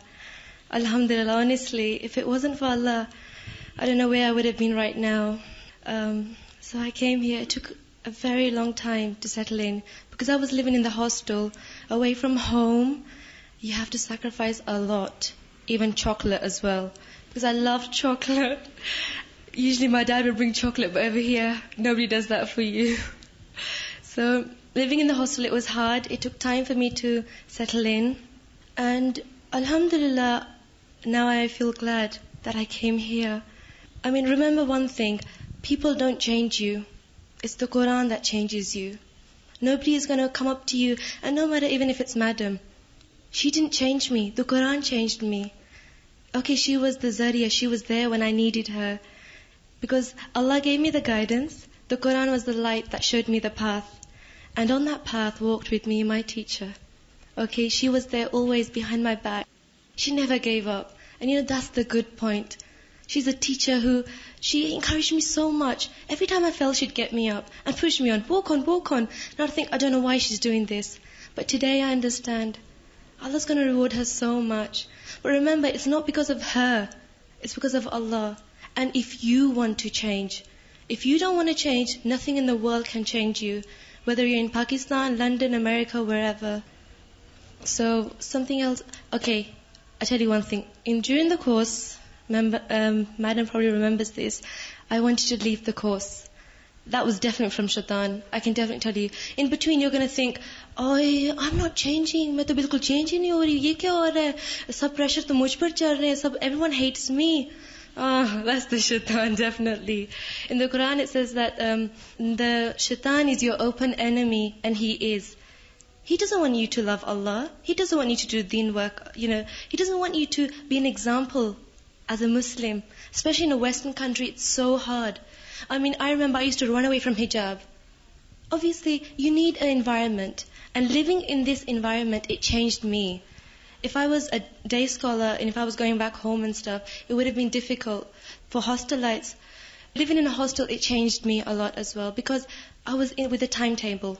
Shazi said a very good thing that if living in the house you can make a timetable for yourself, it's very good because then you're like in a discipline. You can control your nafs like that as well, even though it took time for me to follow the timetable as well. I'm sorry about that. But Alhamdulillah, I'm glad I'm here. And what I learned from this course, I learned to love Allah and His people. Even though I used to smile before, you know, and I was a very charming kid. Wherever I see someone, Assalamu alaikum, how are you? But okay, it was just because I wanted them to love me. But now I smile because I know Allah will love me if I smile at them. And now I know that I feel so much closer to Allah. Honestly, when it comes time to express my feelings, I don't have words. Words are too little to express the feelings that how I feel for Allah now. Just in 1 year, I don't believe it. And how is it? It's from the Quran. Remember, it's the Quran that's going to change you. It's not any person who's going to say, smile because Allah loves you. No, you have to realize that Allah will love you. And that's why you'll change. And my mom and dad weren't here. And I was a very spoiled kid. I still am. I was a very spoiled kid. And you know how much patience she had with me? I think I was rude. I was disobedient. I used to remember I used to sit right at the back in the class over there. And I would never listen to the class. And when it's time to revise for the test, I'd be talking to friends and wasting my time. But she did patience. She did sabr. And she had it inside her. And she didn't give up. That's the good thing. Never give up. She didn't give up. Alhamdulillah, today look at me. I love the Quran. I love Allah so much. Why? Because she put the effort in. May Allah reward her in Jannah. May Allah reward her in dunya and akhirah for every effort she made with me. May Allah keep her smiling always because Allah loves her. شائستہ سلیم آئی. میں پشاور سے آئی ہوں 5 بچوں کو چھوڑ کے الہدا کا course کرنے. اور کیسے آئی؟ چونکہ اب یہ بہت لیٹ ہے اور ٹائم بھی اتنا نہیں ہے، لیکن میں مختصراً آپ کو بتاؤں گی کہ جذبہ اگر انسان کا ہو اور شوق ہو تو وہ شوق انسان کو لے آتا ہے. کہیں نہ کہیں وہ پیاس انسان کی بجھ جاتی ہے. میں نے MSc کیا میتھمیٹکس میں، قائد اعظم اسکالرشپ ملا مجھے PhD کے لیے باہر جانے کے لیے. اور جیسے یاسمین نے بتایا ہمارے ہاں شادیوں کا ذرا جلدی وہ ہوتا ہے، بس پیرنٹس نے شادی ارینج کر دی. اب اس شادی میں بھی جو میں نے سوچا تو یہ کہ جو جیسے میری شادی ہونے والی تھی تو اس کی داڑھی تھی، تو میرے ذہن میں چونکہ دین کی محبت تھی اور دین سیکھنا چاہتی تھی اور کوئی طریقہ نہیں تھا، تو میں نے کہا شاید اس طریقے سے میں کچھ تھوڑا سا دین سیکھ لوں. بہرحال شادی ہو گئی، میں سعودی عربیہ چلی گئی، لیکن مستقل میری شادی کو 20 سال ہو گئے ہیں. اس مستقل 20 سال میں ایک پیاس تھی، ایک لگن تھی دین کے لیے، قرآن سیکھنے کے لیے. جہاں کہیں سنتی کہ درس قرآن ہو رہا ہے یا کوئی قرآن کی ایسی محفل وہاں پہنچ جاتی. لیکن وہ جس طریقے سے میں پڑھنا چاہتی تھی اس طریقے سے جیسے یاسمین نے بتایا وہ طریقہ کہیں نہیں مل رہا تھا، کیونکہ جس سسٹم آف ایجوکیشن سے ہم نکلتے ہیں ہم اس کے یوزڈ ہو جاتے ہیں، اور وہ ٹپیکل مولویوں کا اور وہ طریقہ اس طریقے سے قرآن ہم نہیں سیکھ سکتے تھے. پھر میڈم کو پشاور میں جب میں واپس آئی یہاں تو پشاور میں ایک دفعہ سنا اور مجھے بس یہی وہ ہو گیا کہ انہی سے میں نے پڑھنا ہے. اور غالباً ان کا اس وقت 2nd بیچ چل رہا تھا، اور اس وقت سے جب بھی یہاں نیا کورس شروع ہوتا تھا تو میڈم بروشور بھی کسی نہ کسی طریقے سے مجھے مل جاتا تھا، اور بس ایک خواہش ہوتی تھی کہ میں کسی طریقے سے پہنچ جاؤں. لیکن میرا چھوٹا بیٹا بہت چھوٹا تھا، اس کو میں چھوڑ کے نہیں آ سکتی تھی. پھر جب وہ میرا چھوٹا بیٹا 7 سال کا ہوا اور ایک دن میں نے اس کو چھوڑ دیا، میں نے کہا دیکھتی ہوں یہ خود اسکول کے لیے تیار ہو سکتا ہے کہ نہیں. جب وہ خود تیار ہو کے آیا تو میں نے کہا ہاں اب میں اس کو چھوڑ کے جا سکتی ہوں. یہاں 5th بیچ کے ایڈمیشن ہو گئے تھے، فارم سبمٹ ہو گئے تھے، انٹرویو بھی میں نے نہیں دیا. میں نے میڈم کو ٹیلی فون کیا، میڈم کو شاید ابھی یاد بھی نہ ہو، تو میڈم کو میں نے کہا جو بیچ آپ کا فارغ ہو گیا اس میں سے ایک لڑکی کو بھیج دیں، شاید میں اس سے سیکھ لوں، میں بھی سیکھوں، پشاور کے کچھ اور لوگ جو سیکھنا چاہتے ہیں وہ بھی سیکھیں. تو میڈم نے کوئی میرے ساتھ نہ ڈسکشن کی، کہنے لگی کہ نہیں شائستہ ایسے نہیں ہو سکتا، لڑکیوں سے کام نہیں چلے گا، تمہیں آنا پڑے گا. اور مجھے بالکل ایسے جیسے چپ لگ گئی، جیسے میرے دل اندر سے یہ انہوں نے کیا کہہ دیا. اور بس میں نے بھی کوئی بات نہیں کی، میں نے کہا انشاءاللہ میں کوشش کروں گی. ٹیلی فون میں نے بند کیا اور بس میں نے ایڈمیشن ہو چکے تھے، سب کچھ ہو چکا تھا. میں نے کہا میں نے جانا ہے. اب سب حیران کہ 5 بچوں کو چھوڑ کے گھر کو چھوڑ کے اتنا دور کے، لیکن میں نے ارادہ کر لیا تھا میاں کو راضی کر کے پیار محبت سے سمجھا کے کہ مجھے 1 سیمسٹر کے لیے 4 مہینے کا وقت ہے، پلیز مجھے جانے دیں. بہت مشکل سے انہوں نے 4 ماہ کی اجازت دی. 1st سیمسٹر میں نے یہاں مکمل کیا. پھر اب یہ تھا کہ یہ اس میں میڈم کی حکمت تھی بقول میرے ہسبینڈ کے، یہ تم ٹیچر اور اسٹوڈنٹ کی کوئی ملی بھگت ہے، کہ 1st سیمسٹر کے پیپر 2nd سیمسٹر میں تھے اور وہ اتنے لمبے ہو گئے کہ 2nd سیمسٹر آدھا اس میں گزر گیا. تو جب آدھا سیمسٹر گزر گیا تو میں نے ان سے ریکویسٹ کی، میں نے کہا دیکھیں آدھا تو گزر گیا ہے، بس میں 3rd سیمسٹر نہیں کروں گی، 2nd کی اجازت مجھے دیں. انہوں نے کہا چلو یہ تو جگی عورت ہے پیچھے پڑی ہوئی ہے، چلو یہ بھی کر لو. وہ 2nd سیمسٹر بھی میں نے کنٹینیو رکھا، لیکن ہر وقت یہی ڈر کہ اس ویکنڈ پہ جاؤں گی پتہ نہیں واپس آؤں گی کہ نہیں. یہ میری گروپ انچارجز یہاں بیٹھی ہوئی ہیں، ان کو میں دعا کرنے کے لیے کہتی تھی کہ پلیز دعا کریں کہ میں اس ویکنڈ کے بعد واپس آ جاؤں. کبھی کبھی منڈے کو چھٹی ہو جاتی تھی، یہ پریشان ہو جاتی تھی کہ پتہ نہیں عورت کو روک لیا ہے میاں نے، نہیں آنے دے. لیکن جذبہ سچا ہو تو لوگ بھی. اس دوران یہ ہوا کہ میں نے اپنی چھوٹی بیٹی کو حفظ برانچ میں داخل کروایا، کیونکہ 4تھا سپارہ جب ہم نے پڑھا لن تنالوا البر، وہ آیت جب میں نے پڑھی تو اس کے بعد میں نے سوچا، اس کا ترجمہ کچھ یوں ہے کہ تم نیکی کو نہیں پا سکتے جب تک تم اپنی دل پسند چیز اللہ کی راہ میں خرچ نہ کرو. میں نے بیٹھ کے بہت سوچا کہ میری کون سی دل پسند چیز ہے. کبھی زیور کو دیکھتی، کبھی گھر کی کسی چیز کو دیکھتی، لیکن میں کہتی نہیں، اللہ کے سامنے تو یہ کچھ نہیں ہے.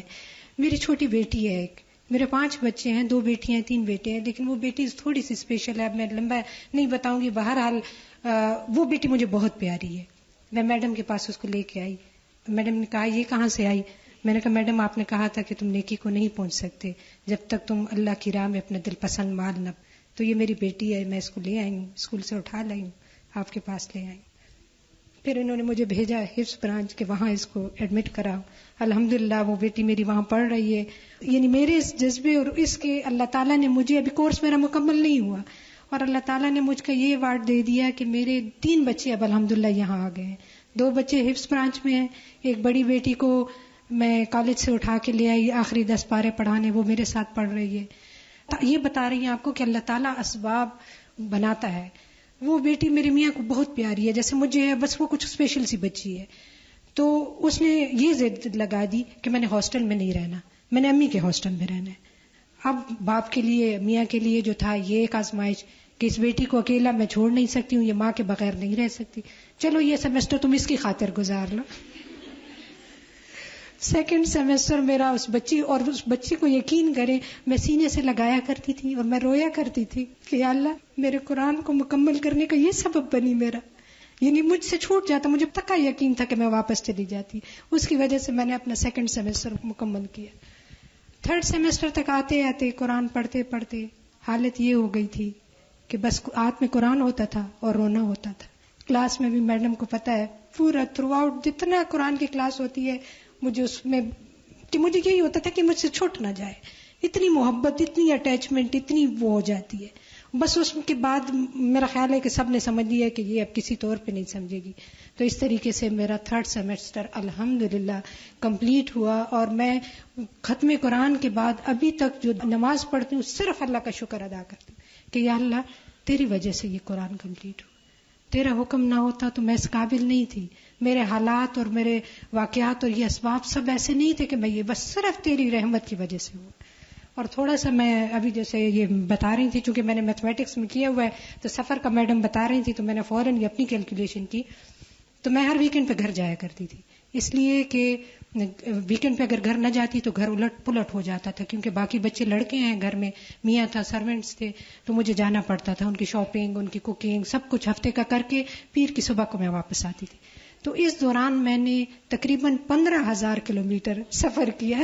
تو وہ اگر گنی بک آف ریکارڈز میں نہیں لکھا جا سکتا, لیکن الوداع کی بک آف ریکارڈ میں وہ ضرور لکھا جانا چاہیے کہ ایک 5 بچوں کی ماں نے 15,000 کلومیٹر تقریباً اندازاً سفر کیا. تو بس یہ آپ بچیوں کو بھی میں یہ کہنا چاہتی ہوں, اگر کوئی خواتین ہیں تو کچھ نہیں ہوتا. میری غیر موجودگی میں گھر میں کیا ہوا, تھوڑا سا خرچہ میرا زیادہ ہو گیا کیونکہ نوکروں پہ گھر تھا, گھر کی کچھ کراکری گم گئی, کچھ مشینیں خراب ہو گئی, ان کا میں حساب لگاؤں تو چند ہزار بھی نہیں بنتے. کیا اپنی آخرت کی کامیابی کے لیے, کیا ہمیشہ کی کامیابی کے لیے. خواتین جو کہتی ہیں گھر اگنور ہوگا, بچے بھی نہیں اگنور ہوتے. ماشاءاللہ اس دوران میری بیٹی نے FSC کیا, 862 مارکس اس نے لیے. 2 بچوں نے میٹرک, ایک نے 714, ایک نے 695 مارکس لیے. تو الحمدللہ کچھ بھی نہیں بگڑتا, بس آپ اللہ کی خاطر نکلیں تو آپ 1 قدم جائیں گے, اللہ تعالیٰ 10 قدم آپ کی طرف آئے گا. اور بچیوں کو بھی یہ کہ بس جذبہ اور شوق اور ڈٹرمنیشن یہ آپ رکھیں تو انشاءاللہ تعالیٰ اللہ تعالیٰ آپ کی مدد کرے. جزاک اللہ. شائستہ کو تو نہیں پتا, لیکن ہر ہفتے میں پوچھواتی تھی شائستہ آ گئی ہے, صرف اتنا کہ مجھے فکر ہوتا تھا پتہ نہیں اس ہفتے اگر روک لی گئی تو کیا ہوگا, اس بیچاری کا رہ نہ جائے. کیونکہ میں جب بھی ایک جملہ کلاس میں دہراتی تھی کہ جو شخص دین کے لیے جتنی قربانی کرتا ہے اللہ اس سے اتنا بڑا کام لیتا ہے, تو میرے ذہن میں ہمیشہ شائستہ ایک دم آ جاتی تھی. یعنی کہ ایک ایکسپیکٹیشن تو ظاہر ہے کہ اللہ کی ذات سے ہی ہے کہ اللہ تعالیٰ ان سب کو توفیق دے گا, لیکن ایسا ہوتا ہے کہ انسان کو جو لوگ زیادہ قربانی کر کے آتے ہیں پھر امید ہوتی ہے کہ انشاءاللہ آئندہ زندگی میں بھی اس دین کے لیے وہ قربانیاں کر کر کے اس پیغام کو آگے پہنچائیں گے. تو ایسے اسٹوڈنٹس بہت بڑا ایسٹ ہوتے ہیں اور انسان انہیں کسی قیمت پر بھی لوز نہیں کرنا چاہتا. اور یہ بات اس لیے میں بتا رہی ہوں کہ ابھی بھی بات ہے کہ استاد جب تک صبر نہ کرے طالب علموں کے مختلف مسائل پر اور رویوں پر, اس وقت تک دین کا کام آگے نہیں بڑھ سکتا. تو یہ بات میں ان لوگوں کے لیے بھی سب کے لیے کروں گی یہاں جو میرے بعد استاد کا کام یہاں کریں گے اور لوگوں کے ساتھ ڈیل کریں گے, کہ اسٹوڈنٹس کی بہت ساری کمزوریوں, مسائل, خامیوں, ان سب سے درگزر کرتے کرتے دل پہ لے کے بہت ساری باتوں کو حوصلے کے ساتھ آگے بڑھنا پڑتا ہے. کاٹنا بہت آسان ہے, جوڑنا بہت مشکل ہے. آپ دیکھیں نا, اگر اس کپ کو توڑنا ہو تو 1 سیکنڈ لگے گا, اور اگر اسے دوبارہ جوڑنا ہو تو کتنا مشکل کام ہے. تو اسی طرح انسانوں کو جوڑنا بھی اور انسانوں کو اس کام کے لیے تیار کرنا کہ وہ دین کے راستے میں آگے بڑھیں, ایک ہمت طلب کام ہے. اور جب انسان اللہ کے لیے کچھ بھی کرتا ہے تو اللہ تعالیٰ اس کا صلہ بھی بہت بڑا دیتا ہے. تو اللہ کرے کہ ہمارا ہر کام صرف اور صرف اس کے لیے ہو اور ہم سب کی نجات کا ذریعہ بنے. وآخر دعوانا ان الحمد للہ رب العالمین. سبحانک اللہم وبحمدک نشہد ان لا الہ الا انت نستغفرک ونتوب الیک.